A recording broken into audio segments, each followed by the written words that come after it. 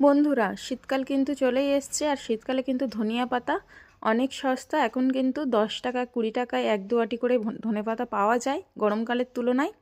তো ভাবলাম ধনেপাতার চাটনির রেসিপিটা তোমাদের সঙ্গে শেয়ার করা যাক। যার জন্য আমি এখানে ধনিয়া পাতা নিয়ে নিয়েছি ডাঁটি সহ, এবং ধনিয়া পাতাটাকে খুব সুন্দর করে ক্লিন করে ধুয়ে নিয়েছি।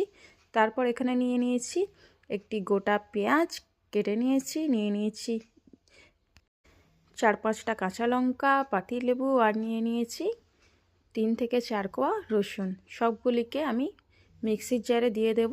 তোমরা এই বাটাটা কিন্তু শিলপাটাতে করবে, তাহলে কিন্তু টেস্ট বেশি হবে। আমার কাছে যেহেতু শিলপাটা নেই, তাই আমি মিক্সির জারে দিয়ে করেছি। তো দেখো সবগুলি দিয়ে দিলাম। এইবারে আমি লেবু দুটি চিপে রস বের করে দিয়ে দেব এর মধ্যে।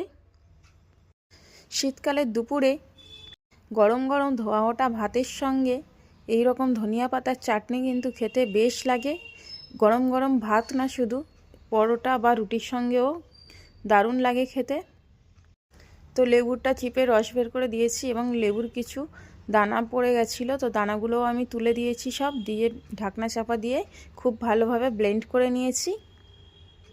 দেখো খুব ভালোভাবে কিন্তু ব্লেন্ড হয়ে গেছে। পেঁয়াজ থাকার কারণে হালকা একটু গোটা গোটা আছে, কিন্তু ওটা গালে পড়লে খেতে কিন্তু খুব ভালো লাগবে। তো এটাকে আমি একটি বাটির মধ্যে নিয়ে নেব। তো দেখো সবটুকু বাটির মধ্যে বের করে নিয়েছি। এর মধ্যে অ্যাড করে দিচ্ছি স্বাদ মতো লবণ, মানে পরিমাণ মতো যতটুকু লবণ দরকার। আর শুধু দিয়ে দেবো উপর থেকে আরও একটু পাতিলেবুর রস, যাতে একটু টক টক ঝাল ঝাল হয়। তো পাতিলেবুর রস দিয়ে খুব ভালোভাবে মিশিয়ে নেব।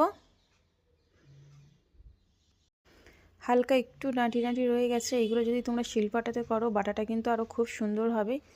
আমি যেহেতু বড় মিক্সির জারে করেছি, তাই একটু দানা দানা রয়ে গেছে, অসুবিধা নেই। গালে পড়লে কিন্তু এটাও খেতে খুব ভালো লাগে। তো দুপুরবেলা ধোঁয়া ওঠা গরম ভাত, গরম গরম টমেটো দিয়ে ডাল, আর পটল আলু ভাজা দিয়ে এই ধনেপাতার চাটনির সঙ্গে এক থালা ভাত খুব মজা করে খেয়ে নিলাম বন্ধুরা।